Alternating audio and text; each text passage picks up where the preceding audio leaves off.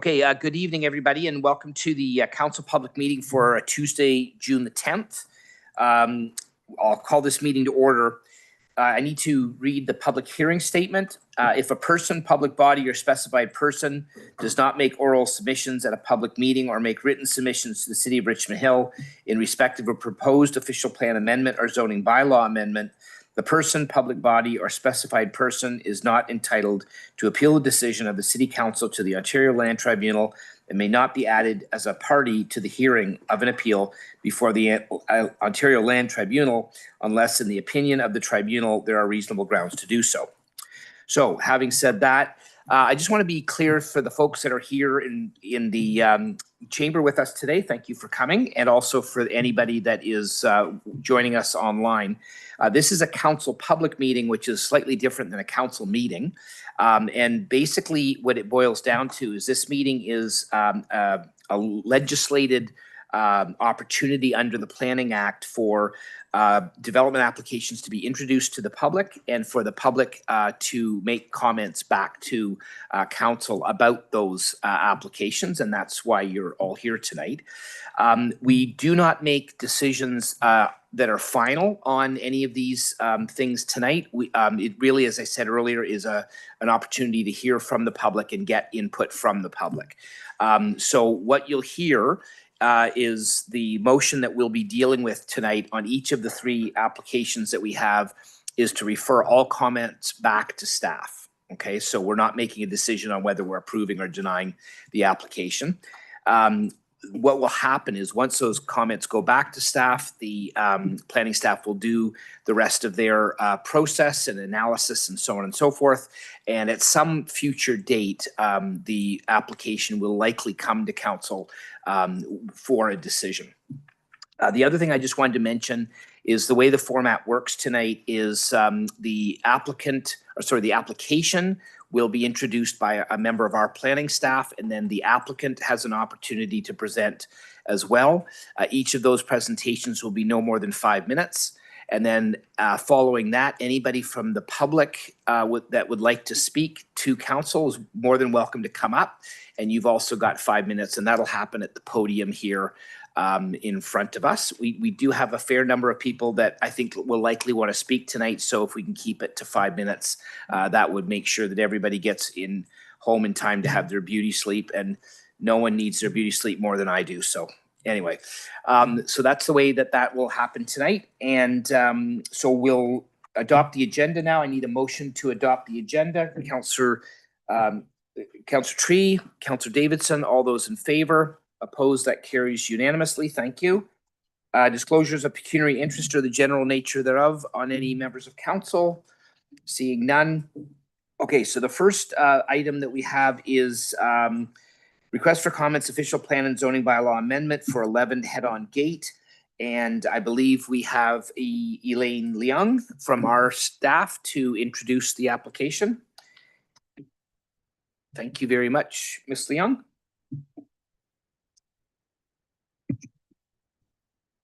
Thank you. Good evening, Mayor West, members of council, and the public. The first item tonight involves official plan amendment and zoning bylaw amendment applications to permit a private school on lands known municipally as 11 Head-End Gate.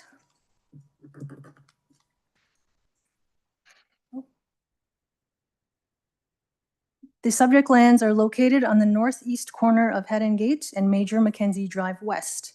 The lands have a total lot area of approximately 3,210 square meters and are bound by 3 roads with frontage of approximately 55 meters along Head-End Gate to the west, frontage of approximately 30 meters along Major Mackenzie West to the south, and approximately 41 meters of frontage along Carrington Drive to the north. The lands currently support a 1-story commercial building that is approximately 769 square meters in size.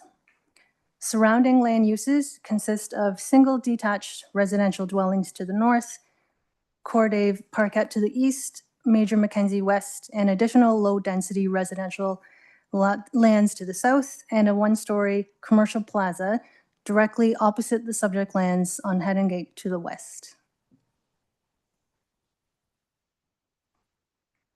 The lands are designated neighborhood in accordance with Schedule A2 Land Use Plan in the official plan. Permitted uses include low and medium density residential uses and a range of services, uses, and facilities, including neighborhood commercial plazas, schools, day nurseries, places of worship, community centers, parks, and open spaces. The plan also recognizes that complete communities include a diverse mix and range of land uses, are transit supportive, offers a balance of housing types, employment services, amenities, parks, open spaces, and community uses. Community uses include public, private, and not-for-profit institutions, facilities, and services that support the health, education, recreation, and social needs of the city as set out in the official plan.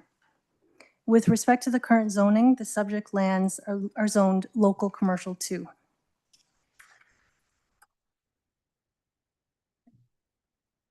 Through these applications, the applicant is seeking approval to permit a private school use, which is currently existing within the one-story commercial building.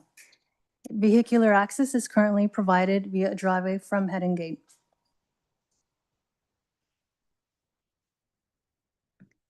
The applicant's official plan amendment application seeks approval to establish a site-specific amendment to permit a private school on the subject lands and the removal of the requirement in policy 4.1.1.4 to provide a minimum of 2 access points. The applicant's zoning bylaw amendment application would amend the local commercial C2 zone to permit a private school use and to establish site-specific development standards with respect to minimum lot setbacks and minimum parking requirements. Staff have circulated the applications to internal departments and external agencies for review and comment. The purpose of the report is to provide council and the public with an overview of the applicant's development proposal and has been structured for information purposes only, with a recommendation that all comments be referred back to staff. Thank you. Okay, thank you very much. And we have for the applicant is Elizabeth Howson. Welcome, Elizabeth. Thank you, Mr. Mayor, members of council. I'm here to simply indicate that myself and Ms. Margold, who's the principal of the school, are here to answer any questions you have. Okay, thanks very much. Have a seat. I think we'll probably not have any questions, but in case we do. So is there anybody else in the audience that would like to comment on this particular application? Come on up, sir. If you could just state your name and address for the record, and then you've got 5 minutes to address council. Thank you for coming. Thank you for having me. My name is Christopher Lozinski, and I live at 6 Crystal Drive, just down the road from this location.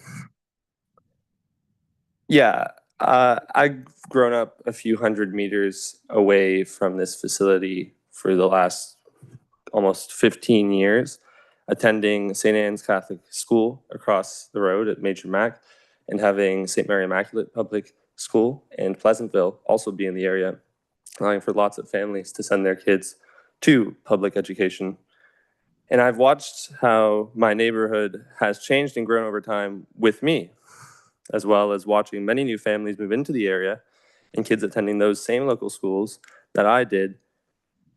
And I must say that it is with concern that I attend tonight's amendment proposal meeting, because I believe that it is not in the best interest of the community and therefore of council to move forward with the proposed amendments to the zoning of this property. Not only has it been shown by numerous studies that private education within local communities exacerbates the effects of gentrification that I have already spoken about within my community to this council, but it is also true that we in Richmond Hill are in desperate need of commercial property and economic activity. Redesignating this property for private school use not only secures its long-term future as being that of not commercial, but also benefits many outside the community who are the only ones who are able to afford to send their children to this institution.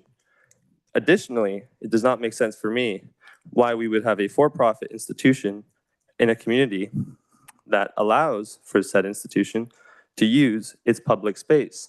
Cordave Park is on the backing of this institution, and I have watched as a matter of years as the British School has used that park and with open arms as a community, we'd never mind, but to essentially take what we first had as a daycare facility, transform it into a for-profit private school, effectively then colonizing a public park in the community that I have used since I was a child is wrong.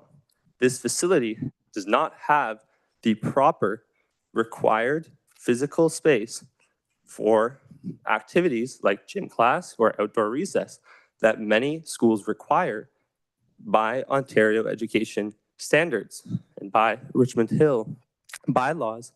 Private schools must adhere to those standards. I also do not think it is appropriate for this sort of institution to bar members of the community, unlike a public school, from being able to take part in its activities, and yet we allow it to use our public facilities at no cost, no charge, at least to my understanding. If the prestige school then decides that the space is no longer adequate for them and it remains commercially zoned, then we have no problem moving another form of business in, one that is potentially very limited in our community. But if it is designated as a private school, it will continue and only be a space for affluent families, potentially that are not required to be a part of our community, to put their wealth and to further exacerbate inequality within our neighborhood. Thank you for hearing me and for taking the time. Okay, thank you very much. Is there anybody else that wanted to speak on this at this time? Okay, seeing none, we'll bring this back to council, and this particular application is in Ward 4, so we'll bring it back to the Ward 4 Councillor Simon Tree. Okay, thank you, Ms. Chair. So thank you so much for our principal schools, also the residents come here to talk about this topic. My first question regarding to the history of this private school. How many years this school already running until today? This to maybe our staff. No, actually, who is this for? If our director has answered, great. Otherwise, I'm going to take the questions for you. I know, but the question was directed to staff. So have a seat for a second, and if we have any questions for you guys, we'll ask. Thank you. Go ahead. Through the chair to Councillor Tree, we don't know how long this particular school has been operational at this location. Okay, if I may, can I ask Madam Principal if you could maybe answer just answer that question? Come on up to the microphone. We have two locations. So we started in Toronto. We have we're renting from Toronto District School Board since 2003. And Richmond Hill location was opened in 2020. We occupied the whole space. So I would say 25 years before, so 2015. Okay, thank you. Thank you so much for your answers. My next question regarding to the changes. So for this proposal in front of us is only for information only. There's no exactly either the new constructions or new parkings or new exits. Is that right? Through the chair to Councillor Tree, that is correct. Through these applications, there's no new construction proposed to facilitate the use. Okay, thank you so much. My next question maybe echo our residents' concerns. So I know there is a park behind it. Is that park by this new proposal belong to the private school, or that park still belong to city? Who is I'll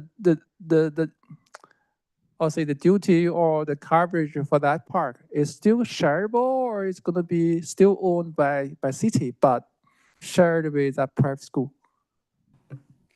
Through the chair to Councillor Tree. So the parkette behind the school is a public park that is owned by the city.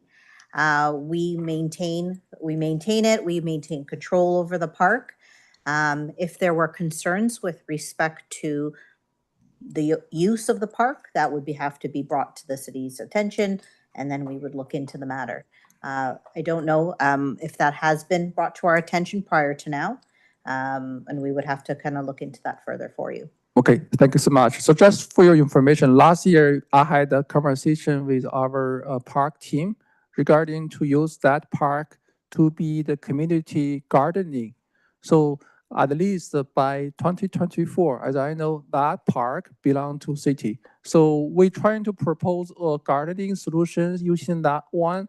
So far, I haven't had any information that one being used by the private school. That's still under city's governance. So if there is a conflict or concerns regarding the private school students will be designated using that piece of public park only for themselves. Let's have another conversation. So far, to my knowledge, that still belong to city. They might use that one for entertainment, but all the government's maintenance is still in hand of city. So if you have more questions, I would like to maybe have separate meeting with you and also our park team as well. Thank you. I don't have further questions. Okay, and you'll move the motion to refer all comments back to staff? Sure. Okay, thank you. So Councillor Silvitz, you have your virtual hand up, and I presume you will be happy to second that motion to refer all comments back to staff? Yes, that's correct. Thank you. Okay, go ahead. I have an echo. Can you hear me okay? No, you're fine on our end. I just have two questions to you, Mr. Chair. First of all, thank you to staff and thank you to the applicants for bringing this forward. But I do have a couple of concerns through you, if I may, Mr. Chair, to staff. I've searched this report and I can't find what the nature of this school is. Is this school, is it a kindergarten? Is it a primary school? Is it a primary and secondary school? Is it a religious school? Is it specifically for a specific segment of society? I would just like to know more about who this private school is going to be open to.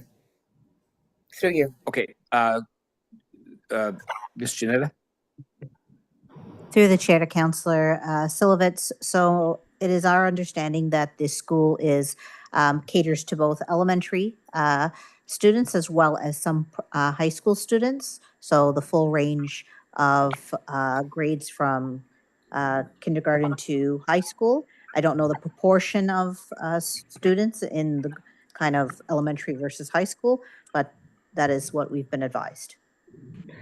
Thank you, Ms. Janetta. And do we know, is it a religious school? Is it a Montessori school? There's so little information here for us to, I know we're not making decisions tonight, but there's so little information here for us to make a decision, even perhaps about what should be going here. I hope you understand my confusion. Through the chair to Councillor Silvitz. So as long as it is, the private schools capture Montessori, religious or otherwise. So all schools that are not funded by the government are considered private schools. So we don't typically inquire further as to the kind of the subsect of what private school it is, save and except whether or not it's a public elementary versus high school level. Thank you. I understand that, and thank you. I figured that was why there was nothing further about that in the report. Okay, the other question I would like to ask through you, Mr. Chair, as well, to Ms. Janetta, is about Cordave Park. The young gentleman who stood up was concerned about this park being used solely by this private school, and it then not being public property, but this park is public property. And if you could give us a little bit more information on that, also to help that young gentleman feel a little bit more at ease, and certainly myself as well. There's nothing in this application that says that Cordave Park is going to be purchased or run solely by this particular entity. Is that correct, through you, Mr. Chair? Ms. Janetta? Through the chair to Councillor Silovitz. So no, there's no indication that the current public park that is located behind the existing school is going to be purchased or run by anyone other than the city. For the exclusive use of the park, like I said previously, no one has brought to our attention the cause for concern of it being used exclusively. It is a public park. It is open to all residents of Richmond Hill, including the school. Just kind of on that note, the private schools are governed by the Education Act. For daycares and nurseries, there's typical requirements for an amenity area on site for daycares and nurseries. For private schools, it does not appear for a cursory review of the Education Act to have the same requirement. So it's beneficial, if you will, that there's a public park located behind, but it's not a requirement for the operation of a private school. Thank you. I appreciate that. So my only comment would then be to also try and assuage the young gentleman's concerns. This is a public park, and it will remain in public hands. And should this private school use it, should this application be accepted, and should this private school use it, they will be using it in partnership with the city and with all the residents who live there. It will not be theirs. So I hope that helps you. You are our only speaker, so I hope that helps you understand it a bit better. Thank you. Those were all my questions. Okay, thank you. Regional Local Councillor, Deputy Mayor Godwin Chan. Thank you, Mr. Chair, and thank you, our staff, for the presentation and the school principal and try to answer question. Much have been talking about the park and other things. I'm more concerned, well, shouldn't say concerned. I have a question because particularly hearing most students would be probably elementary level. So I think it's probably fair to assume that there would be some parents dropping off the children or students.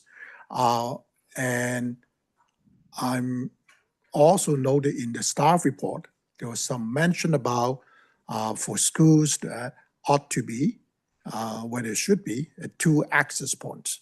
And I believe this particular location only have 1 access. So the question for you, Mr. Chair, to planning staff is, down the road, that how is that going to be looked at with only 1 access? In particular, thinking about in the morning, most likely will be students being dropped off, in the afternoon being picked up. Through you, Mr. Chair. Through the chair to Councillor Chan. So that's actually the crux of the official plan amendment that really governs the establishment of private school uses, is understanding what that transportation and parking and on-site circulation looks like on-site. So in the official plan, it specifically states that the minimum access points need to be provided of 2, and that transportation studies shall be submitted to assess the impact on the neighboring residential area. So to ensure that parking, on-site circulation, on-site vehicular pickup and drop-off of students is maintained and does not disrupt the neighborhood.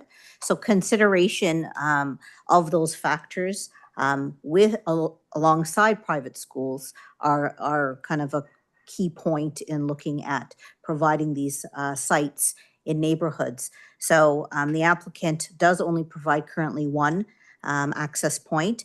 If you take a look at the report, the Infrastructure and Development Engineering Services have advised that they'd like additional work, including some proxy surveys to ensure that this can operate there without impact to the surrounding neighborhood. Thank you for the answer. And that would be my question, in a way, also my comment. Thank you, Mr. Chair. Okay, anybody else? Councillor Thompson. Thank you very much. Through you, the chair, I'm just trying to grasp exactly how we got to this point. So I understand that originally the private school was only a portion of this building, so I'm assuming they came in as a tenant in some way, shape, or form, and that under that scenario, that's probably was acceptable. I'm really not sure in terms of zoning bylaw, or maybe we just weren't aware because the property owner could have just tenanted it out to them. Would that be, am I sort of on the right track here? Through the chair to Councillor Thompson, so that appears to be the case. Quite often, tenants tend to move into a building, and unless there's a building permit required for a change of use, they typically, there's no check. Quite often uses are established, and if they're a nuisance to the neighborhood, that may warrant a check on the use of the property. It appears, though, and why we're here today, is that building permit applications were applied for to expand the use in the existing building, which triggered a compliance with zoning, and it was determined that they were not compliant. I love you, Deborah, because you go straight into where I was going here. So that was my next question, was in terms of the building permit, you know, so it seems that this got triggered. So I was going to ask a little bit about what actually triggered it. And so this expansion, was it to perhaps deal with the egress, you know, pick up those types of things, or it was perhaps now looking at something different where we could be looking at 2 stories, and I really don't know. So if you had some information there. Through the chair to Councillor Thompson, so it appears that the building permits were actually were applied for to facilitate interior upgrades. Oh, the building. interior upgrade. So it wasn't for an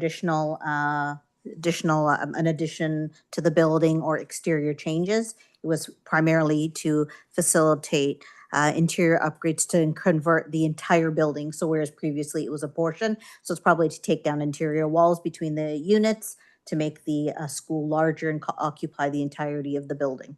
Got it. So thank you. Through the chair, it sounds like it was basically at that time recognized that this was a use that was not permitted under the bylaw, trying to find some way to make things compliant as best they can, make the situation better. Okay, I think I'm going to stop my questions there. I think I've got a good sense as to what's happening here, and I'll wait to hear what everybody else has to say. Thank you. Okay, anybody else? Okay, seeing none, I'll just keep my comments brief. I think we've outlined the situation quite clearly. So they're not currently in the entirety of the building then, is that correct? Through the chair, they are, but they needed upgrades to the buildings to make it ideal. So given that situation, I mean, the model that they're using it for, with regard to traffic and circulation, all that kind of stuff, I mean, is functioning. I mean, whether it's functioning well or not, that I guess that remains to be analyzed. But how will we be able to, like, you know, we usually do a traffic study, but I mean, it won't be theoretical. It'll be on the ground. What's really happening? So through the chair, that is correct. It'll actually be a combination of both practical as well as proxy surveys of other facilities, similar facilities that utilize one access point to determine whether the one access point that is being proposed for the site is appropriate. Okay. All right. That's it for me. So we have a motion on the floor then to refer all comments back to staff. All those in favor? Opposed? That carries unanimously. Thank you very much. Okay, so the next item on the agenda is a zoning bylaw amendment application for 0 Laurier Avenue. And to present on behalf of the city is Darren Pigliacelli. I said that right, didn't I? Correct. Yeah, you did. All right. So if you can let us know what's going on and we'll go from there. Good evening, Mr. Mayor, members of council, and the public. The second item tonight is for a zoning bylaw amendment application to permit an additional lot on the lands municipally known as Laurier Avenue. The subject lands are located east of Bathurst and north of King Road, and they are on the south side of Laurier Avenue between 29 and 35 Laurier. The lands have a lot frontage of 22.8 meters and a total lot area of 0.07 hectares, and the lands are currently vacant. They are also surrounded by single detached dwellings to the immediate north and east, as well as singles and semis to the south and west. The lands are designated neighborhood in the city's official plan. The neighborhood designation permits low and medium density residential uses, including single detached dwellings and semi-detached dwellings as well, subject to specific criteria. The lands are also located in the Huey West infill study area and the Bathurst Street neighborhood infill study area as well. And the property is zoned RM, multiple residential zone, under zoning bylaw 986 as amended. The zoning bylaw amendment seeks to rezone the subject lands to the R4 single detached 4 zone under bylaw 31396 as amended with site-specific provisions. And the R4 zone permits single detached dwellings, home occupations, private home daycares, among other uses. So the proposal is to facilitate the creation of one additional building lot to accommodate 2 single detached dwellings on the subject lands as displayed on the screen. And here are the proposed elevations of the dwellings. So staff have circulated the application to internal departments and external agencies for review and comment. And the purpose of the report here is to provide council and public with an overview of the applicant's development proposal for information purposes only, with a recommendation that all comments be referred back to staff for further consideration. Thank you. Okay, thank you very much. So for the applicant, I think we have Karen Ho. Come on up, Karen. And you got 5 minutes to talk to council about the application. For the slides, am I using? Well, actually, if you want to just say next slide, Okay, those will be the magic words that will make the slides advance. thank you. Good evening, Mr. Mayor, members of council, members of the public. My name is Karen Ho of Fine Homes, representing our client in their minor zoning bylaw amendment application. The subject site is a vacant property in the Bathurst and King Road area. We are requesting a zoning bylaw amendment to remove the outdated bylaw 986 to the current single detached R4 zoning in bylaw 313-96 that adjacent properties have already adopted. Next slide. Oh, I'm sorry, I'm one behind. Next slide. We propose to sever a vacant lot located on the south side of Laurier Avenue with a total frontage of approximately 22.81 meters to develop into 2 single detached dwellings. The neighborhood is generally comprised of single detached, semi-detached, and townhomes. This satellite image is actually old. The remaining empty lots in this photo have actually been built with similar detached homes as we are proposing. Next slide, please. The 2 single detached dwellings are proposed to be 2 stories in height, each with 11.4 meter frontages, approximately 247 square meters of floor area, and 2-car garages. The proposed lot coverage is approximately 148.6 meters each, or 42.7 and 42.8% respectively, which is slightly over the 40% lot coverage as referenced in R4 zoning. Next slide, please. The proposed development is permitted in the city's official plan and conforms to the neighborhood designation. The infill study for the area suggests that single detached lots on the interior streets should have a minimum of 10.5 meter frontages. We are proposing each lot with frontages of 11.4 meters, which complies with the minimum frontage required in the study. And next slide, please. The proposed elevations have porches, sloped roofs, exterior colors, and cohesive materials that are all designed to comply with the principles of both the infill study and the Richmond Hill Urban Design Guidelines. Next slide, please. Here's a detailed illustration of the materials proposed that conform to the city's urban design guidelines, including brick and stone facades. Next slide, please. The proposed dwellings are detailed to ensure compatibility and visually appealing with the character of the surroundings area. Here we have streetscapes showing the adjacent and surrounding properties all share similar materials and features. In conclusion, our proposal aligns with the characteristics and standards of the existing neighborhood. Our goal is to introduce homes that integrate seamlessly into the community. This concludes our brief presentation. We welcome the opportunity to respond to any questions and comments. Thank you very much. Okay, thank you very much. I believe we have Daniela and Fabio Nardo here. Is that correct? No? Okay, I thought we had that. Okay. No, we don't? Okay.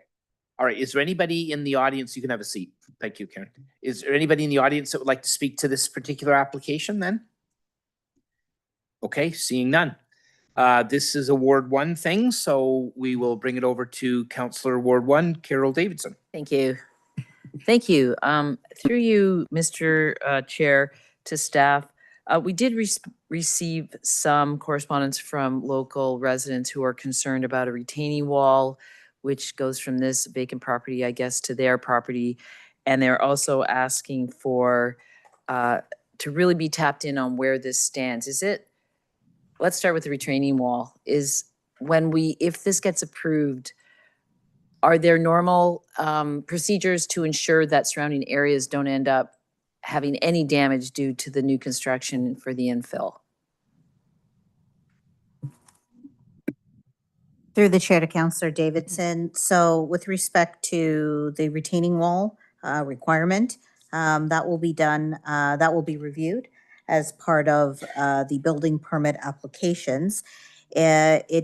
They will also have to go through a future committee of adjustment application, wherein there's another opportunity to review the appropriateness of the site servicing grading. Generally speaking, development on individual lots are required to maintain their grading and drainage on the property and not adversely impact surrounding properties. So through the process, engineering will review the application in that regard so that we can ensure that the construction of these dwellings and the associated grading and drainage do not impact neighboring properties. With respect to construction, the city does regulate construction activities, and where construction activities do damage public roads, the city does enforce their bylaws to ensure that the construction is mitigated on public lands.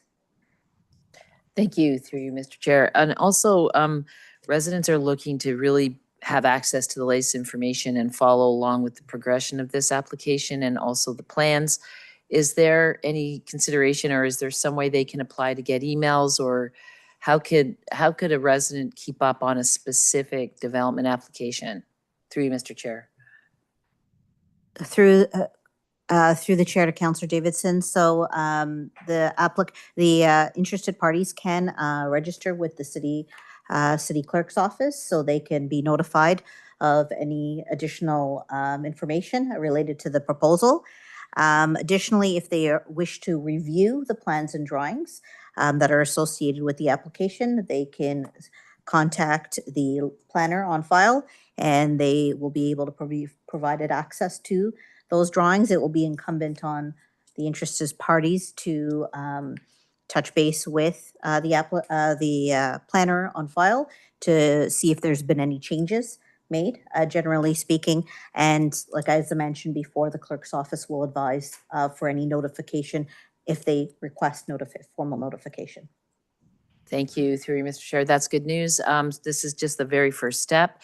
It sounds like there's a lot of steps coming. So those are all my questions. Thank you. Okay, thanks. We need a seconder for this motion. Councillor Thompson, you look like you wanted to second it. Okay, do you have any comments? Anybody else have any comments about this? Okay, seeing none, we have a motion before us to refer all comments back to staff. All those in favor? Opposed? That carries unanimously. Thank you very much. And our last item tonight is a zoning bylaw and official plan amendment for 13564, 13580 Young Street and 40 Coons Road. And the planner on our end is Darren Ding. So Mr. Ding, thank you for being here. And you've got 5 minutes to let us know what's going on. Thank you. Good evening, Mr. Mayor, members of council, and members of the public. The third item tonight involves the official plan and zoning bylaw amendment applications to permit mixed-use mid-rise and low-density residential development on the lands municipally known as 13564 and 13580 Young Street and 40 Queens Road. So to begin, the subject site is located on the southwest corner of Young Street and Queens Road. The site has approximately 77 meters of frontage along Young Street and 111 meters along Queens Road, with a total combined area of 0.88 hectares. There are currently 2 single detached dwellings on the site, which are proposed to be demolished to accommodate the development proposal.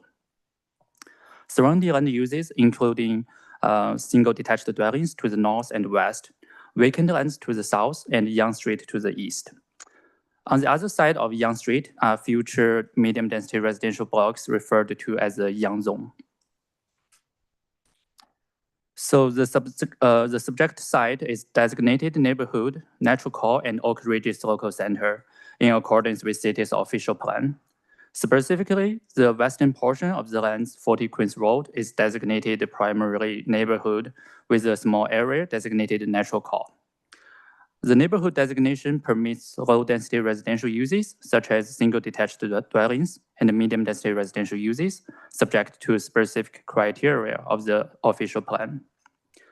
The eastern portion, 13564 and 13580 Young Street, are designated Oak Ridges Local Center, as established through the city-initiated official plan amendment 18.8. The Oak Ridges Local Center designation permits medium and high-density residential uses. On this site, it permits a maximum building height of 6 stories, with a maximum 4-story base building and stepbacks required above. A maximum floor space index, FSI, of 2.0 also applies. With respect to zoning, the eastern portion of the subject site is zoned General Commercial 2 Zone, GC2 Zone, under Zoning Bylaw 366-86 as amended, which generally permits a range of business and professional offices, as well as retail and commercial uses. The western portion are zoned under Bylaw 986, which does not contain specific zone categories. Neither zone category permits a development proposal. To provide some background, the original proposal was submitted in 2021 for an 8-story apartment building. This was presented at the October 20, 2021 council public meeting, after which comments were referred back to staff. Since that time, the owners have acquired the adjacent lands at 40 Queens Road and revised their proposal to incorporate these lands into a comprehensive development concept. The applicant is now seeking council's approval to permit 272 condominium apartment units, 12 condominium townhouse units, and 1 condominium single detached dwelling. The proposal includes a full movement access from Queens Road and a right-in, right-out access from Young Street. The revised official plan amendment application seeks to amend the height and density provisions of the neighborhood and Oak Ridges Local Center designations of the city's official plan. The revised zoning bylaw amendment application seeks to rezone the lands to Young Street Commercial YSC zone under bylaw 313-96 as amended, with site-specific development standards to permit the development proposal. These graphics show the proposed building elevations. The apartment building is designed with 8 residential stories. Above the 8th floor, there is a mechanical penthouse, along with amenity spaces and storage areas. The proposal also includes 2 levels of underground parking. Staff have circulated the applications to internal departments and external agencies for review and comment. The purpose of this report is to provide council and the public with an overview of the applicant's development proposal and has been structured for information purposes only, with the recommendation that all comments be referred back to staff for further consideration. Thank you. Okay, thank you very much. And for the applicant, we have Murray Evans.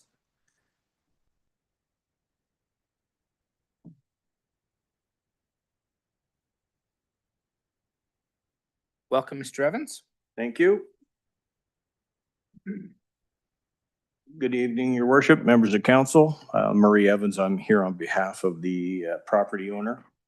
Before we get going, the architectural guru, Mr. Jim Peffer, is there. And so if there's any architectural or design related questions, which I would no doubt fumble, he's here to answer and give you good information. As you heard from Mr. Ding, thank you, Ms. Samponia. This is an application to amend the official plan and zoning bylaw to allow I'll say a coordinated development project to take place at the corner of Yonge and Coons, which would feature an 8-story condominium apartment building located at the corner, which would create a feature or an entry feature to the north end of the Oak Ridges Local Center. Ms. Samponia, can I get you to go to number 2 quickly, and this is the site, with the site plan overlaid on top of the air photo. And again, Ms. Samponia, can I get you to go to the next one? And this is the site plan that you saw in the staff report. And as you can see, the height of the building is oriented towards Yonge Street. So that's where the 8-story component. And as you see, there's fins or wings on the building, and they tier down to 4 stories. And along the west property line, which is 40 Coons Road, that was as Mr. Ding indicated, that's a property that was acquired since the original application was filed in about 2020. So this actually application for the height and the apartment building predated the Oak Ridges Local Center work. And what has happened is that the additional property was acquired to create I'll say a transition effect to the neighborhood to the west. So what we have is a building at 8 stories at Yonge Street, tiering down to 4 stories at the west limit along Coons and along the south limit of the southerly fin.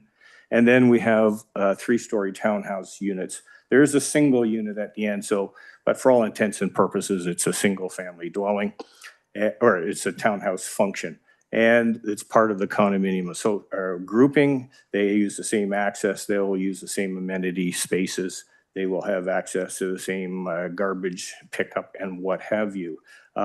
So this is an effort to put some a density along Yonge Street, which we all know is a regional corridor. It's through, as Mr. Ding indicated, through the work with the Oak Ridges Local Center, it has now become part of a local center. And the principles here was to create an interesting facade. And if I can get you to go back to the first one, Ms. Samponia, please. One more. There you go. So interesting facade along Yonge Street and at the corner, creating a focal point, and then tiering down towards as you get into the community. And as you can see in the staff report, there's a commentary about podium tiering at the 4th level. And I will show you a diagram shortly where it's not exactly podium tiering, but we have tiered the building starting from the south end of the building along Yonge Street up to the 8th floor, starting at the 2nd floor. So we've tried to introduce a variety of articulation and density, and we have a counter. And if I can just speak to a few issues. There's a kind of a notation in the staff report that there's some uncertainty whether this is an 8 or 9-story building. I can tell you it's 8 stories. Now the confusion arises that we have a mechanical penthouse and we have some storage space on the roof, which is to provide storage for the recreational amenities, lawn chairs and barbecues and whatever goes on the roof, in addition to the maintenance, because there's grassed areas and there's hard surface areas for the outside space. That's where it's to be stored. There is zero habitable space on the roof. So in my view, and we'll just hash it out with staff, this is an 8-story building. And if I can just speak to a couple of issues that are in the staff report. Mr. Hyde, can you tell me how much I have left? 36 seconds. Okay. Retail, ground floor. We personally don't believe there's a market for this, and there may not be a market for a substantial period of time. Staff have indicated that it is a mixed-use building. It should be the ground floor. Somewhere in there tells me that we can compromise and do a better job. Affordability, we have a large number of one-bedroom buildings, which we believe ultimately will be affordable according to the municipality's template and affordability. And as far as the buildings, we know there's some issues to be sorted out with staff. We will work with them. We'll meet with them next week to start understanding what the issues are and what the objectives are to achieve. But we think an 8-story building with a density proposed with 71 extra parking spaces on the site can function and be integrated into this community. That's it. Okay, thanks very much, Mr. Evans. So we have Howard Doty as our first speaker. Howard, did you want to come up and speak? Can we switch the order? I would allow that. So Elena, come on up, and Howard will be next. Okay. Mr. Mayor, members of council. Elena, could you just pull that down? There we go. Perfect. That was kind of like Howard. I'm short. Now it's Elena Hyde. Go ahead. People can hear me? Perfect. My name is Elena Smith, and I live to the south of this proposed development. Thank you for the opportunity to address this issue. I've lived in the area for 40+ years and have experienced the environmental risks firsthand, and this proposed development was not even existing at the time that these problems were occurring. To add to the water problems in this area, it's not just stormwater management. It's not just existing high water table, which we all have. I can dig down 6 feet in my backyard and hit water. Most importantly, this particular location is the high point of land, and it's part of the headwaters for the Humber River. As such, the natural features of the area, this area at at Bloomington and Yonge, are comprised underneath the ground of waxing and waning streams that respond to the climate and to the environment and the weather. And they expand accordingly and shrink. So it's a changing situation. These underground streams recede when needed and expand when they're not, according to the weather and the climate, which cannot be controlled from this lot. These are not risks that are amenable to engineering correction. You cannot out-engineer Mother Nature at this location. Many decades ago, I think, this particular location had something else proposed with some height for it. And those were the days when public could actually appear before the OMB, as it was called then. And at that time, these waxing and waning streams were discussed. And that is why the OMB actually turned down the proposal. This proposed 8 or 9-story structure on top of a high aquifer isn't sustainable over time. Driving pylons down to support it will disturb all these streams. Plus, a 2-level underground garage, displacing again these natural streams, enough for 285 units, maybe not just 1 car per unit, maybe 2, maybe 3. People have families. Water takes the path of least resistance. These unpredictable streams just as our climate is unpredictable and becoming more so. So where will these streams travel? This issue of displacement is where? Surrounding residential? In our basements? Where's that water going to go? It's underground. It's not amenable to stormwater management. Then who do we hold responsible? Developers finish, leave, some even go bankrupt. My insurer informs me that they would have to look to who's responsible for allowing these changes and approving them, i.e. Richmond Hill, us taxpayers. So we're left with the aftermath of building on top of water, waxing and waning underground streams. Not appropriate. Thanks so much. Thank you. Okay, Howard?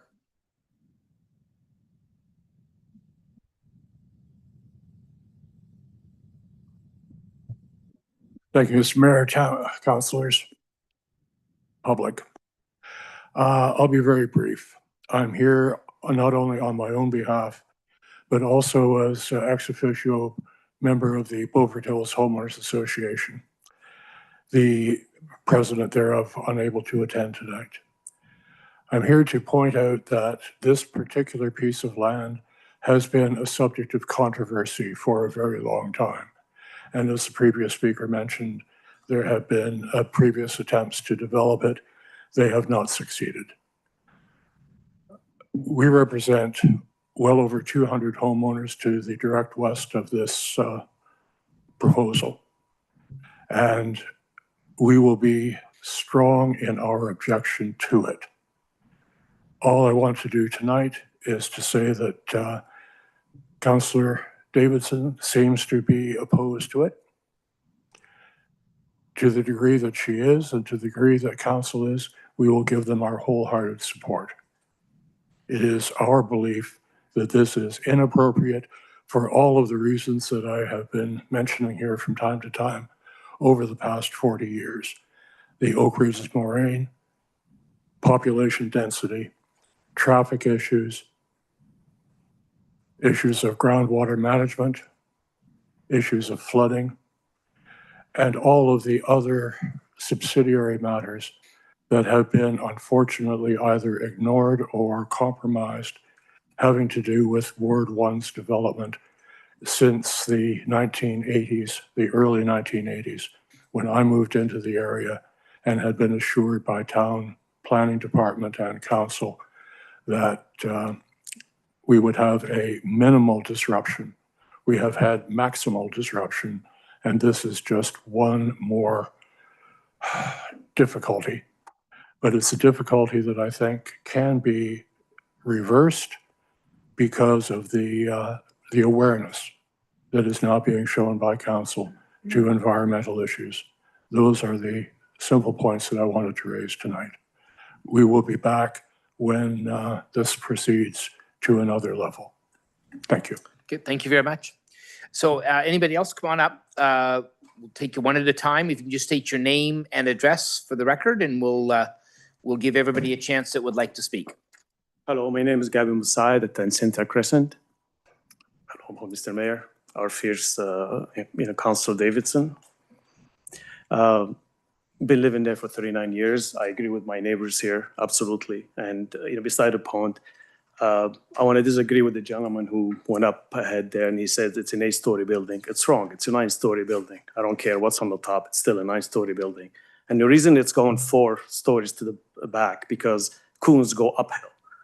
And so they're building on top of the water table, very high. By the way, that building is very ugly. It's not, and streetscape. We talk about streetscape. They don't fit. 40 coons is one house. They bought one house. They're making it 13. That doesn't make sense. Streetscape.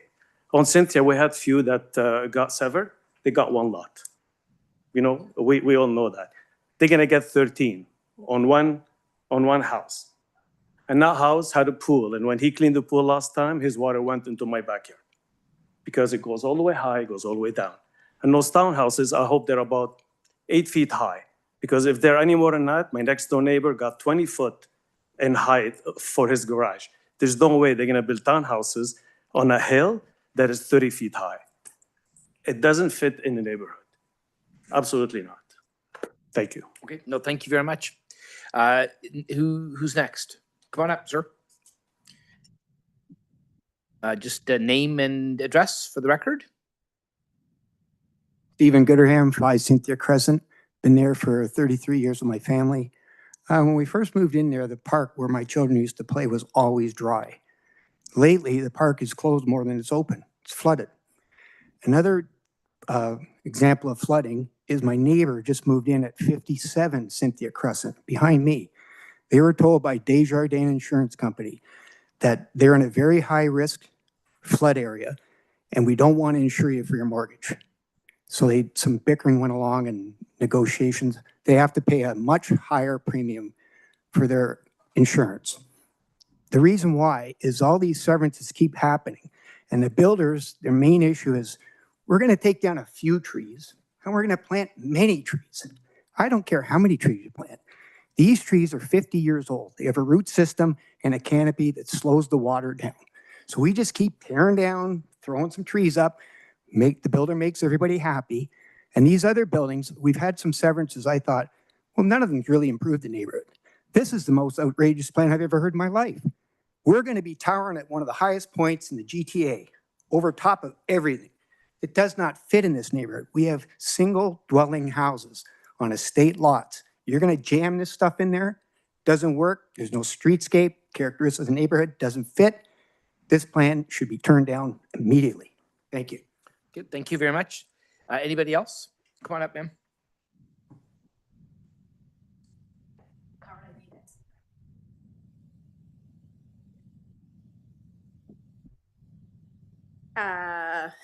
So good evening, Mayor West, members of council, city staff, and my public friends. Alana Kanapinado, I'm the owner at 22 Cynthia Crescent. I've been here many times. Really want to state and speak to my strong opposition to this plan. So first I need to stress this application, from what I have read, is in no way compatible with our community. It is not consistent with what I've read in the city's official plan, and it is not defensible under any reasonable planning framework. There are 5 points that I'd really like to share. I'm not going to pick up on the environmental because Howard and Elena did. So 5 points is I really believe this proposal is a disrespect to the local context. The application is proposing 272 residential units, and I agree from what I heard, it is 9 stories. Adjacent and directly behind and backing onto a established neighborhood of single family homes. The plan in Richmond Hill, when I read the official policy, 3.4.1.5 is clear, 5.9 is clear. Development must be compatible with the surrounding character. There is no transition. Purchasing 40 Coons Road is not a transition to the beauty of what is the Beaufort Hills community. There is no fit. It is abrupt, it is oversized. And this project truly is ignoring the beautiful surroundings that we have in Oak Ridges. My second point, it is fundamentally inconsistent with the official plan and the zoning bylaws. If I look at policies 3.4.1.58 and 4.6.1.10, call for developments to protect sunlight, minimize and overlook and ensure access to open spaces. This proposal violates all 3. The current zoning does not permit this as the usage for the height, the scale, and the amendments being requested. They are not minor. They are truly rewriting what this land and the lands in Oak Ridges is going to be used for. I'm going to ask everybody in this room, what is the point of having an official plan if it can be so easily and so often challenged? There is no big picture. This is one of many applications and high density applications along Northern Yonge Street. There's no updated secondary plan, there is no corridor strategy, and there's no infrastructure to support this. We already have enough trouble trying to get in and out of Coons Road, let alone having another huge development. We are making permanent changes to land uses without a clear understanding of how much growth this tiny section of Oak Ridges can actually handle. It is not planning, this is reacting, and I will say it, it is for profit and profit only. And it's unmanageable, the community impacts that is having. How will our infrastructure support this new proposal? We do not have rapid transit anywhere nearby. Our residential streets and our corridors cannot support this overflow. We are already dealing with congestion, speeding, and infrastructure stress in Beaufort Hills. This development is going to continue to make this worse, and I don't see any mitigations and any solutions. And I'm not sure what the meaningful public benefit is to this. In exchange for the significant height and density, the community is being offered no affordable housing, no new parkland, and no added public amenities. I'm going to ask council and everybody in the room again, what is the community getting in return for what is being asked that we are going to give up? I recognize this is one of many conversations, but this proposal is not compatible, it is unjustified, and it is so deeply unfair to the residents who have trusted everybody in this room, and we have voted for everybody in this room to protect us through our official plans. And I don't feel that security in Richmond Hill anymore. Thank you. Thank you very much. Anybody else would like to speak? Okay, going once, going twice. Okay, we'll bring this back to council. This is a Ward 1 issue, so Councillor Davidson. Thank you. And thank you to everyone who came, the 27 people that wrote letters of opposition. Through you, Mr. Chair. I'll start asking staff. I mean, we can say it's 8 stories, but I count 9. When I look at the photos, I count 9. I mean, the drawings. If I put a story of storage on top of my 2-story house, it becomes a 3-story house. So, I mean, what's in, through you, Mr. Chair, to staff, does a story not exist if people don't live on it, live in it? Like, how is this an 8-story building? Through the chair to Councillor Davidson, so that is one of the areas of clarification. We've asked the applicant to clarify with respect to the rooftop structures and how much space they occupy on the roof. And once we get clarification, we can determine whether it is truly an 8-story versus a 9-story building in accordance with the zoning bylaw definitions, which indicate what is a story on a building. Through you, Mr. Chair. So just a profile of nine levels does not that's not 9 stories? Just because it visually looks like 9 stories, through you, Mr. Chair? Through the chair to Councillor Davidson, actually, no. Quite often, some buildings may appear to be higher than they are due to higher floor to ceiling ratios, the grade. So that is why our zoning bylaws prescribe what a story constitutes. So we will review what the bylaw refers to in terms of what is a story and go from there in terms of ensuring that it meets the height as we need it to be defined as. Thank you. Through you, Mr. Chair. What would be the difference in terms of planning if it was designated 9 stories rather than 8 stories? Doesn't 9 stories, isn't that considered high density? Briefly, what comes with that rather than 8? Through the chair to Councillor Davidson, so the proposed building is considered a high-rise building, the city's official plan have specific built form policies that relate to high-density, high-rise buildings, which include things such as having a base building, having floor plates that that are generally slender in and about 750 square meters, building tower separation distances, tower separation from other potential buildings. There are a lot of built form policies in our official plan that speak to high-rise, high-density buildings, which this currently does not achieve in the event that we determine it is a 9-story building, which is a high-rise building. Thank you. Through you, Mr. Chair. This building's changed a lot. I don't see any amenity spaces for the people should this get approved. Where's the amenity space, the open space for people living there? Does this application reach any kind of criteria for amenity space for new residents in the condo? Through the chair to Councillor Davidson, there is a small at-grade amenity area located at the rear of the building at the south west corner. And they are also looking to achieve amenity space for the residents on the rooftop, as previously explained. Additionally, I believe the building also has balcony amenity areas for the individual residents, which also counts towards the amenity area. Thank you. Through you, Mr. Chair. Not to be facetious, but it'd be hard to have an amenity space if there wasn't a story there. So anyway, moving on. It's a massive building on the south of the houses that are on Coons Road. What is the shadow going to be like on the houses from Yonge Street west on Coons? Through the chair to Councillor Davidson, a sun shadow study has been submitted, and we are awaiting comments from our staff to determine whether the appropriateness of the shadow is going to impact the lands to the west. Thank you. Through you, Mr. Chair.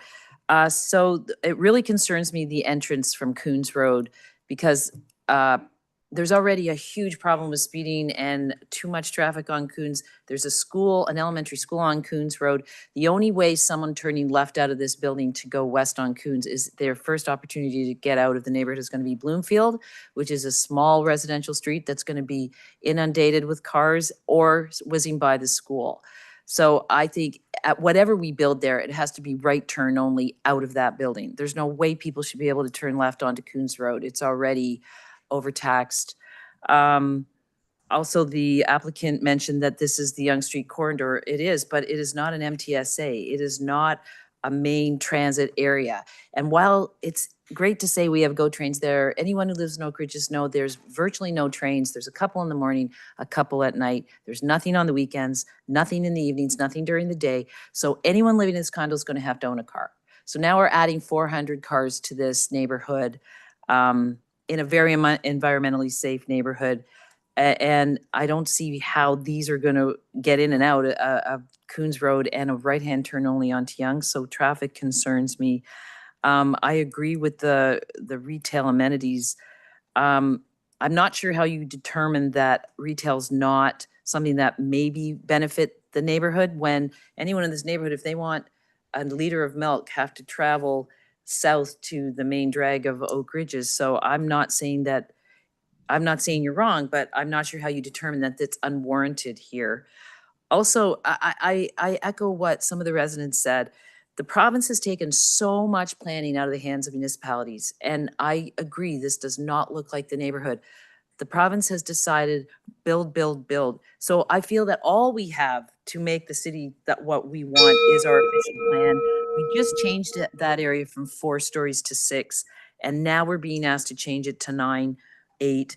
I just don't even see the point of the city doing, why do we bother doing an official plan if we're constantly amending it to make it whatever a developer wants? It's a waste of time.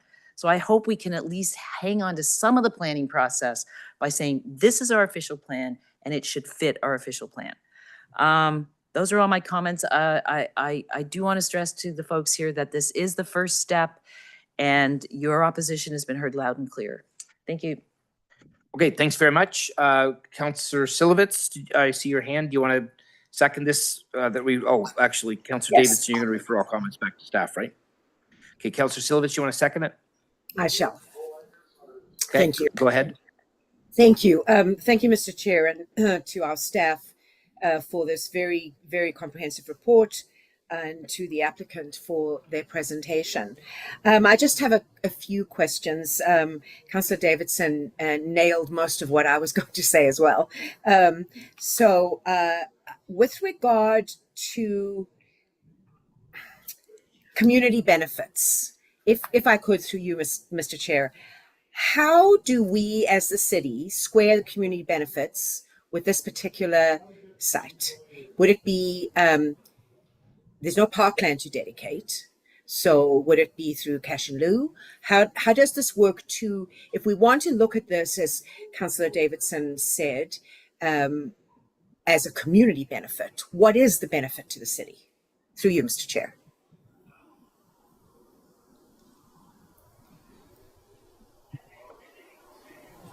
Through the chair to Councillor Slovitz. Well, that's a loaded question, and I guess it's really subjective. So with respect to parkland, it is the city's policy where we do not require parkland on a site that we accept cash in lieu of parkland, and that's in the Planning Act. So, you know, that aside, I think that, you know, through the evaluation of the application, staff try to balance the interests of the city's official plan as well as the community interests and take a look at how does this add to the community in terms of what we've identified in the official plan. The official plan does view this area as the Oak Ridges Local Center. We contemplate buildings here up to 6 stories with 2.0 FSI. So there is something contemplated for the site. It's a matter of what the appropriateness of what that built form and what that development looks like and what it provides to the community in terms of, for example, at-grade uses in a mixed-use building. So there's housing and potential commercial uses that are provided, which are envisioned in the city's official plan. Thank you. I appreciate that.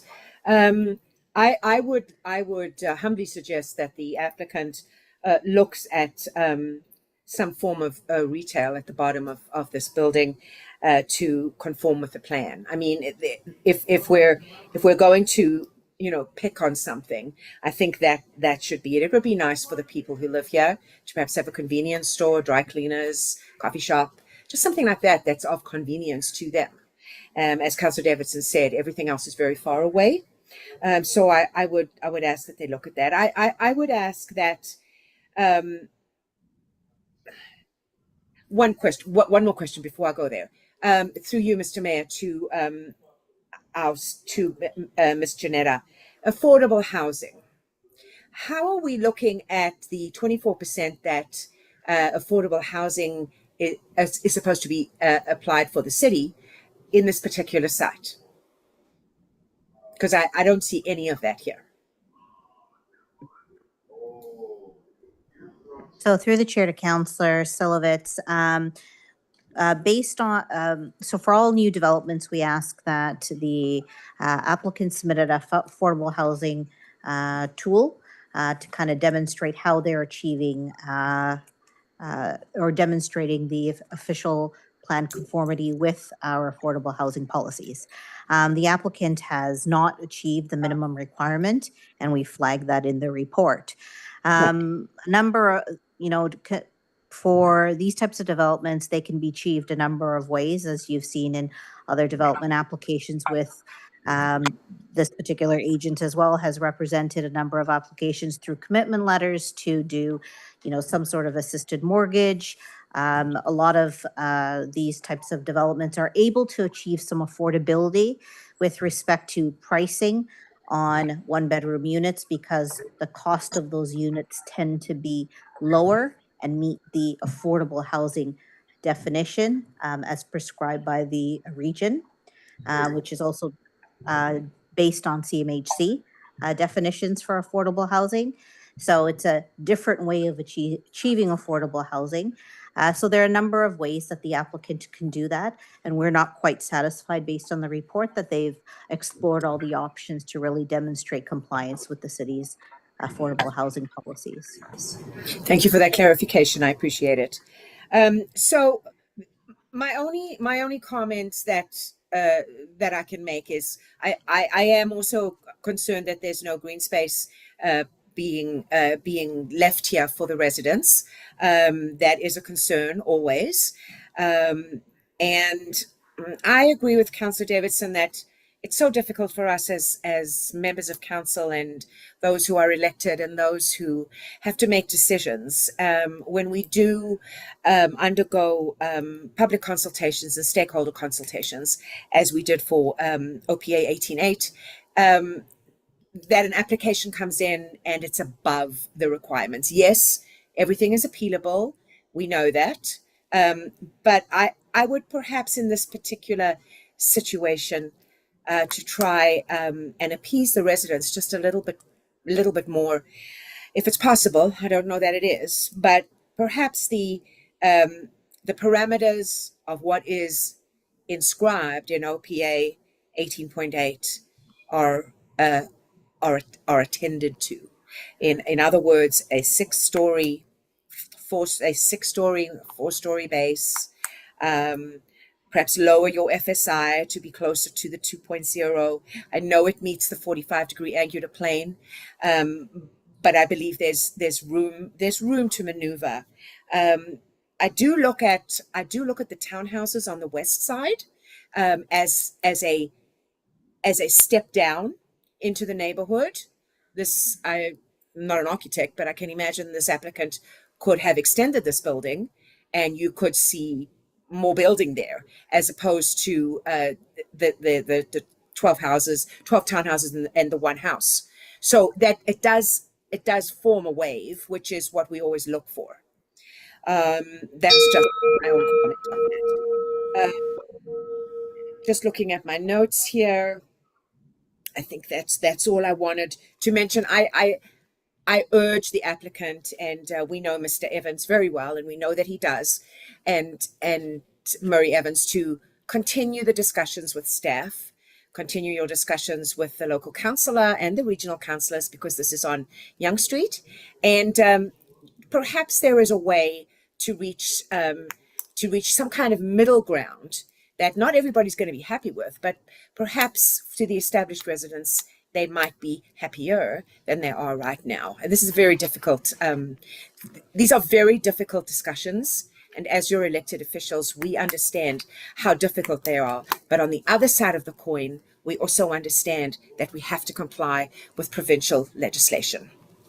Thank you very much, Mr. Mayor. Okay, thank you. We've got Regional Local Councillor DePaula. Thank you, Mr. Mayor. I listened carefully to the public that was out here tonight, and of course, really that's the purpose of this meeting. We're only at the very beginning of the process here with this application. There are a lot of concerns, and I'm going to be very interested to see what comes back in terms of environmental arguments that are put forward by the applicant, and then an analysis that's done by our staff. There's a lot of concern from the neighborhood about the environmental impact that a building is going to have here, but I really think it's important to manage expectations.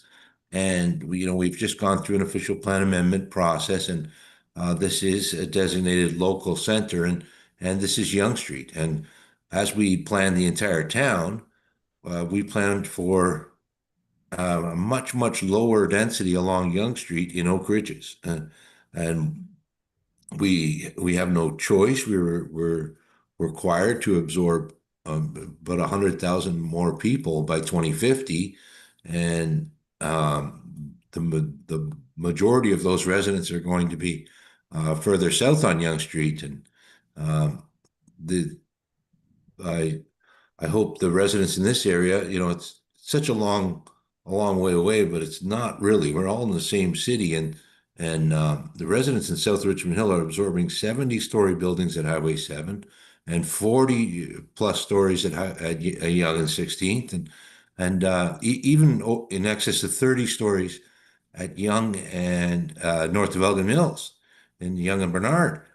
And so this local center is planned at 6 stories, and really this application is a very minor deviation from what's planned. But the reality of the situation is that the Ontario Land Tribunal is the ultimate arbiter of what would be permitted here, and they would view the deviance as very minor. What's requested here in terms of gross floor area. So for the residents in the area, it's a shock, and it's a lot, and it seems, wow, this is the quaint little Oak Ridges is going to be facing, but regardless of where we end up here, this is a medium density site on Yonge Street that will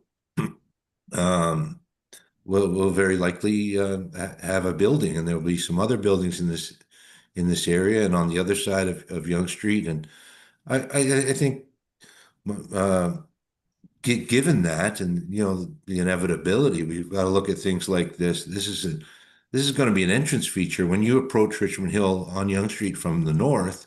This will be the first building you see, and I think it's an important that that it's an attractive structure, and I think affordability in Oak Ridge is a much harder target when um, the average home is worth a little more, certainly in Beaufort Hills area. And I think a more luxury type building would be suitable here.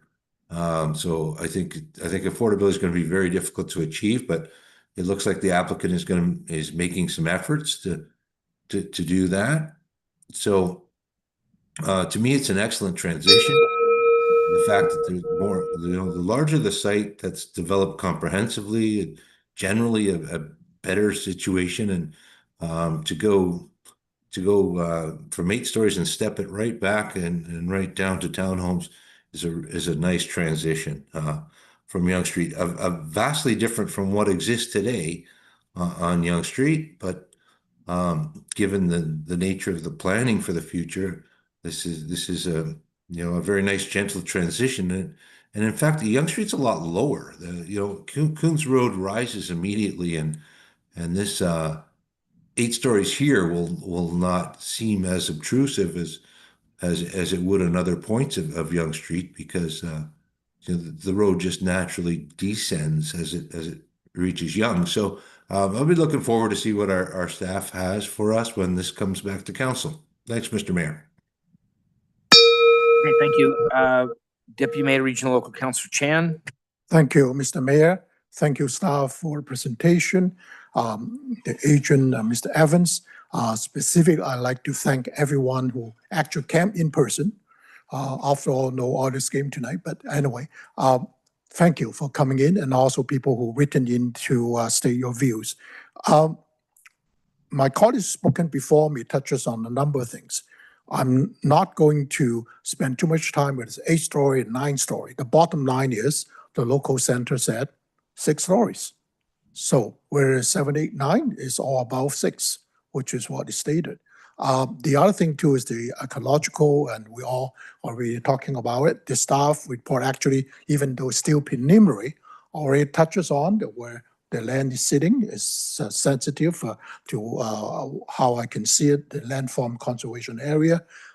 So more need to be done. Speaking more to be done, there are also issues relating to the density. It's a matter of how you calculate it. And I think the staff report also mentioned is quite a number of questions in terms of depending where you measure from, and the height, and also even the angular plan. So all those type of questions, I'm not going to ask questions through Mr. Chair, because the staff actually raising issue about how to determine where it should be, and so on and so on. So I'm just touching on all those issues and concerns, as well as, and now it come down to question after I make this comment. If you go to the staff report, anywhere from page 9, page 10, page 11, I would venture to say, if today we're making a decision, I for one am probably voting for no, because that doesn't seem to be getting endorsement for our professional planning staff. Now, turning to the question I do have for Mr. Chair, on page 5 and 6, it's interesting, I noted that, I don't see it very often, that application will come in with the petition level wind study through you, Mr. Chair, to staff. Is that common or uncommon that actually applicant are under obligation, or they would have to, as a result of maybe a preliminary meeting, have to submit that wind study on the service level? I don't see it very often, through Mr. Chair. Through the chair to Councillor Chen, it's fairly common with respect to mid to high-rise buildings where there is a concern. Quite often we see it more along the corridors where you have multiple high-rise buildings adjacent to one another. There seemed to be a concern among staff that there may be a need for this type of study here, in which case we identified that it be submitted as part of this proposal. Thank you for the answer. The word that caught my attention is multiple.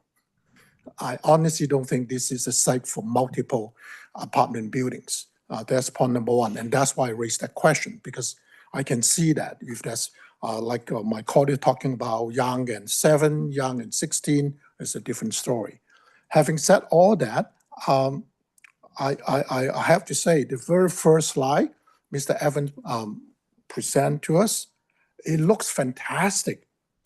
I mean, I wish it were in annex in the city of Toronto or somewhere down there. It looks beautiful, but not at this site, I'm sorry.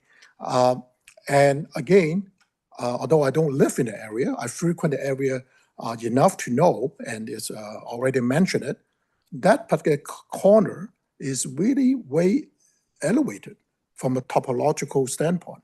So it doesn't matter it's 8, 9, it would be, particularly for the people in the neighborhood, is really seem to be taller, higher than any other 8-story building on a more plain level. And I also have to say that I do understand the townhouses, the block townhouses, perhaps it's intended to be a buffer, but I honestly don't necessarily see that particular with the elevated topology, meaning that raised land and the building sit on the top and the townhouses, and I think the local councilor might have made comment, something like that. If it's on a plain level, 2-story, 3-story may not be so much visible, but if sitting on a higher elevation, the 2 or 3 stories feels like 4 and 5-story people around them. So those are my comments, and I would hope the applicant go back and look at something more appropriate with the context in that area, taking consideration of the elevation, taking consideration of the context in there. Those are my comments. It seems to me it's a long way to go from here. Thank you, Mr. Chair. Okay, Kay, go ahead. Thank you, through the chair. There's no question that housing is top of mind in Richmond Hill, and that we certainly need some innovative thinking to, help us get out of this situation. But, as we've noted, that not every place is appropriate for the types of housing that we see come in with applications. And yes, it's frustrating when we do all kinds of official plans and amendments and so forth, and denote exactly where housing would be most suitable for the city, but unfortunately, those don't happen. I mean, this particular building, I look at that design like Regional Councillor Chan had mentioned. It's actually a good-looking building, I think, anyhow. But again, location is problematic, and we do understand that sometimes, when people come with an innovative way of doing some development, they will look to see, okay, the current zoning, which may be woefully outdated, doesn't work for what they want to do. So quite often you're looking at what can we, what would be the appropriate zoning to try and, fit the type of development that we're looking for, or the developer's looking for. And normally, you'll look for a zoning where really you're just looking for some sort of site-specific minor amendments, such as setbacks or height or something like that. But what I'm seeing here is we're looking at a zone that doesn't even permit this particular type of use in terms of, townhouses and single dwellings. I'm a little confused as to why we'd pick this one.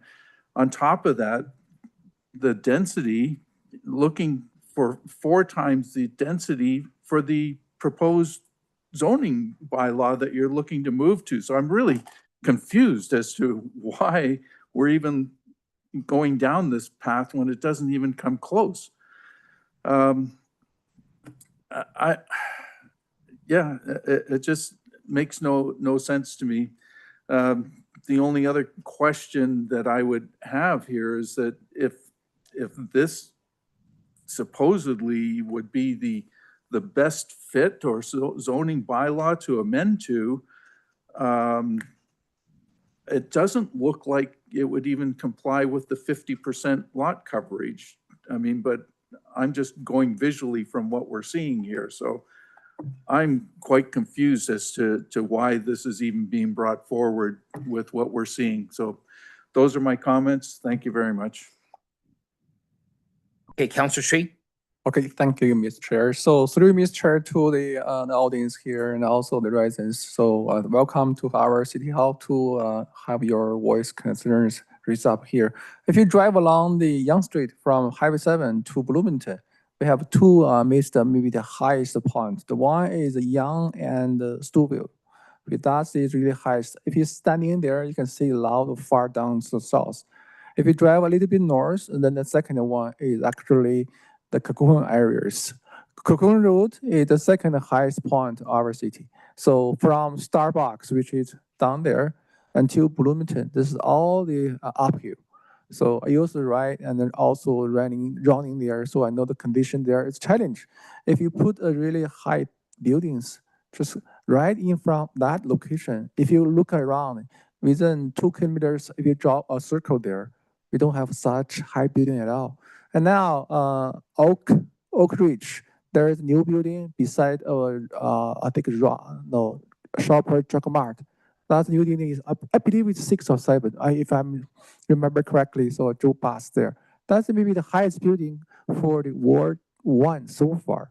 So at the north, as the edge between Richmond Hill and Aurora, we have 9 buildings there, or 8 buildings, you name it. It's still the highest one.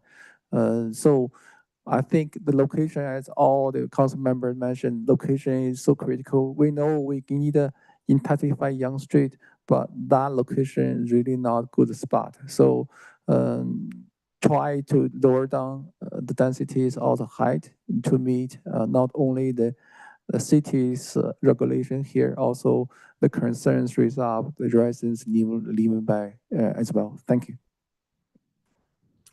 Okay, I think that exhausts our speakers list. I have a few comments. Just before just a couple of questions. So I've read the staff report. Thank you very much to staff. But I understand that most of this site would, as of right, would accommodate a 6-story building. And is it 2 FSI? That is correct. Okay. And then the back half of it is neighborhood, and it will or won't accommodate, as of right, this type of development that's recommended, which is townhouses. Like normally we don't allow townhouses in neighborhood, but there are provisions in the official plan that would allow it when it's adjoining or abutting a corridor area, right? I'm going to give you a planning degree soon. That is correct. All right, I'm getting very good at it. I know enough to be dangerous.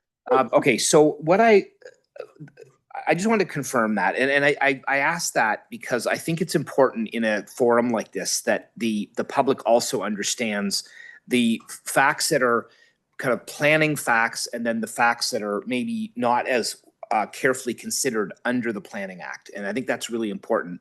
And in saying that, I want to be able to help the public understand the environment that we're all living in, including the public, us, staff, everybody else. So this planning application, if I'm not mistaken, then is at 2.78 FSI. Is that correct? Through when you calculate the FSI on the entire site, both properties, it is 2.78 FSI. But that, as indicated in the report, it doesn't split up the designations. Okay, so, and that's not really how we calculate FSI. Is that what you're getting at? We, through the city, we have blended the rates. Right, okay. And, you know, sometimes the one designation is significantly more than the other, and you kind of have to make those adjustments. Okay. I have to say, I don't really love FSI even as a measure, because really it's really measuring a temperature. It's not really measuring whether the patient has, whatever disease, right? It's an indication, but it really doesn't mean a lot in the real world, I find. But having said that, there's no question that 2.78 is more than 2, and 8 stories or 9, whatever you want to call it, is more than 6. So I think there's no question in my mind, and this is very common in planning applications. When it first comes out, it's often a little higher than it is supposed to be. That tends to be, we see this on council on a regular basis. So that part of this situation tonight, I don't think is all that uncommon, but it does seem to me that the application as it stands in front of us needs work. There's no question about it. I think it's too much for this particular site. And I think, ultimately the point of this exercise tonight is to have the comments that we've heard here tonight. And then as the process continues, there is work to be done with the applicant and the planning staff for sure, the public and the local councillor and the public and to some degree the applicant as well, because we all need to work together to make sure that we ultimately see something built in that location that works better, maybe works well in the community. And we have spent a lot of time tonight talking about what we don't want, and that's also very common. But I think what I'd like to say, and in an effort to help the public understand this, is something is likely going to be built there at some point in time. And it's probably going to be something that's not too far different than what is being proposed here, but it would hopefully be different, because that's not what our official plan and all the regulations that we've spent so much time and effort and consultation with the public say is allowed in that location. So I think the marching orders that I would like to give to the applicant and to staff in particular is work together and come up with something that's going to work better. But again, I just want to stress that, I think there's going to be work that needs to be done with council and with the public to kind of move to a place where, okay, we know what we don't want there, but we now need to know what we do want there, or what we can accept. Because under provincial planning legislation that has changed very significantly since 2022, I guess, with Bill 23 and a whole bunch of other provincial regulation changes between now and then, or between then and now, is that we are in a housing crisis. We are as municipalities obligated to approve more housing in order to help with the housing crisis, and also to accommodate the people that we are supposed to be accommodating in our growth plans, like all other municipalities in Ontario between now and 2050, or whatever the horizon you want to look at. So I would encourage that process to continue to happen. I appreciate all the comments that were made here tonight, and I particularly appreciate the people from the public that came out, and especially came out in person tonight. We know that your neighborhoods are very important, and particularly Oak Ridges is a very different and unique area within our community. And I appreciate the fact that people are concerned about things like the environment and the built form, and that kind of unique character that Oak Ridges is known for. So with that being said, I think we've exhausted a speakers list here. So we have a motion in front of us to. Oh, okay. Go ahead. Go ahead, Councillor Silvitz. Thank you, Mr. Chair. Just a quick second round. Some extra things have come into my head, as they usually do. Through you to Ms. Janetta, is this specific site considered a floodplain? No. No. Through the chair to Councillor Silvitz, no. A portion of a very small portion of the site is considered natural core, and as part of the exercise of evaluation, we will determine what that natural core designation requires, i.e., does it require a buffer to a feature? Is it just a remnant of the adjacent features on the lands to the west? So at this point, it is not a floodplain. As noted, it is on the Oak Ridges Moraine, and there are some considerations in that regard that need to be addressed. Thank you. With regards to the TRCA, do they have any comment or any say in this particular for this particular location? Through the chair to Councillor Sullivan, it's not within the TRCA's regulation limit. Thank you. And I imagine as we move further forward through you, Mr. Chair, to Ms. Janetta, there'll be greater attention paid to engineering reports that come through from our side, which will be much more informative about addressing the concerns of the sensitive environment, the streams, and the flowing water. Is that correct? Through the chair to Councillor Silovitz, that is correct. Geotechnical and hydrology reports have already been submitted, as well as functional servicing reports and stormwater management reports.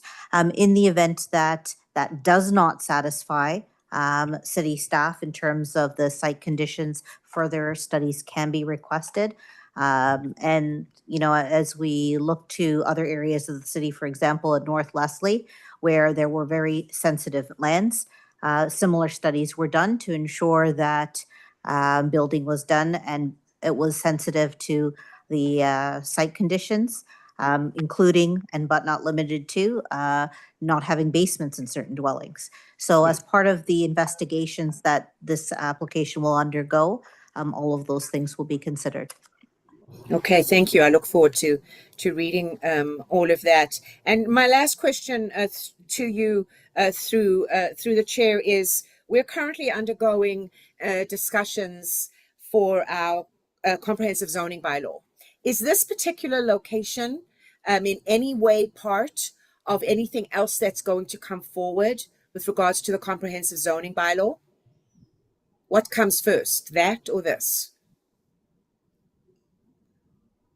Through the chair to Councillor Silovitz, so this particular property is covered by the comprehensive zoning bylaw that was passed in March, at the end of March, and it's addressed to a certain extent in the report.